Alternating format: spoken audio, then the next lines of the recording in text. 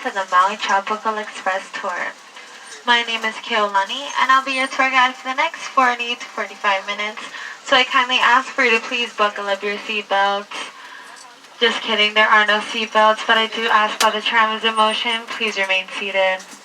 It does get a bit windy towards the back of the plantation, so you might want to hold on to your loose items, such as your hats and brochures. Alrighty, starting off with the tour, looking at the right-hand side, we have our pineapple fields. The Hawaiian word for pineapple is halakahiki. Now you won't see any pineapples at this time. The field workers just harvested them a couple of days ago. However, it is really easy to grow a pineapple. All you need to do is go to your local grocery store, purchase a whole pineapple, then cut that top spiky portion off, which is known to be the crown. De-leaf that crown a little bit, then place it into a bowl of water. Wait about a week or so until you see the roots starting to grow out of it. As soon as you see that, you can go ahead and plant it straight into the soil. So it's definitely easy to grow one, but it will test your patience a little. It's going to take 18 months for that pineapple to grow, and then another 6 months for that pineapple to ripen. So you'll be waiting about 2.5 years. And when that first pineapple grows, that will be your one and only normal-sized pineapple, and it will grow from the center of the crown. The second and third generation pineapples will grow from the side of the crown, and they will be no larger than your fist. We like to call those the sugar babies. Sugar babies tend to be more sweet, and you can find them at the grocery store labeled as diced pineapples in a can. So now you know pineapples do not grow from the tree, they grow from the ground. Now looking on either side of the tram here at these beautiful palm trees, these are called the Manila palms. And these Manila palms are originated from the Philippines. But here in Hawaii we like to call them the Christmas palms. And that's because when you look at the trunk of the tree, there's usually the green and red berries that grow out of them. Later on, these green berries will mature into that red color, but these berries are non-edible. However, the red berries do contain a liquid anesthetic that causes a numbing and tingling sensation. So in places like the Philippines, people actually suck on these red berries to help alleviate cold sores and toothaches. But here in Hawaii, we don't necessarily do that. We like to wait for the berries to dry up and then fall to the ground.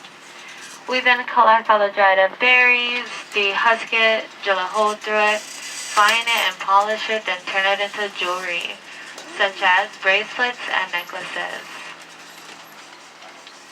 And coming up on the right hand side, we have the hapu'u fern. And the hapu'u fern is the long, skinny brown stem with the green, stringy leaves hanging from it. It's about the height of the tram. These are native Hawaiian plants. So if you ever get the chance to get a closer look at it, take a real good look at the base of that plant. There's this silky golden hair-like fiber called pulu. The early Hawaiians used that pulu as a natural gauze or bandage to help cover up their wounds and cuts with it. And that's because pulu was really good at soaking up blood. Then in the late 1800s, pulu was used to stuff mattresses and pillows because the texture was very similar to cotton and velvet. Very soft and fluffy-like. And coming up on the right-hand side, you also notice a tall brown tower. There's about 5 towers here in the plantation, and all of those belong to the Maui Zipline Company. It's one of 2 zip lines that we host here on the property. This one is very family-friendly. They do take kids young as 5 years old, as long as they weigh 45 pounds. It's a great beginner zip line. The last line does take you over our tropical lagoon. The tallest tower is coming up on the left-hand side and stands at 50 feet tall. They do take walk-ins and reservations, so you can always sign up with a kiosk right next to the red coffee shop, depending on their availability. Now looking at the right-hand side, we have our tea leaves. And it's not the type of tea that we drink, it's spelled with a T-I. A lot of the locals here in Hawaii plant the tea leaves in front of their houses for good luck and to keep those bad spirits away. Now when you take a look at those green tea leaves, they are most commonly seen as our hula skirts. It does take about 100 to 180 leaves to make a whole skirt, depending on your hip size. So imagine flipping those leaves over, stringing it together at the bottom of the stem, and then shredding it to give it that nice grassy effect. That's how you make a hula skirt. Now when you take a look at those red tea leaves, in the past, the Hawaiians would squeeze and strain that leaf to make a dye. With that dye, they would place it on their kapa, or also known as their clothing. That's because red back then was a sign of royalty. So only the li'i, or the high chiefs and kings and queens, would use them. And when these green tea leaves turn to that yellow brownish color, they tend to fall off the branch. So the Hawaiians used to collect all the yellow and brown tea leaves, weave it up into slippers or flip-flops, and it was used to help protect their feet from the sharp lava rocks and the tough terrain that they had to walk through. Now continue to look on the right hand side. Next to those tea leaves, we have a small patch of heliconia flowers. There's about 200 varieties around the world, 22 different types in the state of Hawaii. We also grow a few here in the property, such as the orange Christmas, the red lobster claw, the fake bird of paradise, and the real bird of paradise.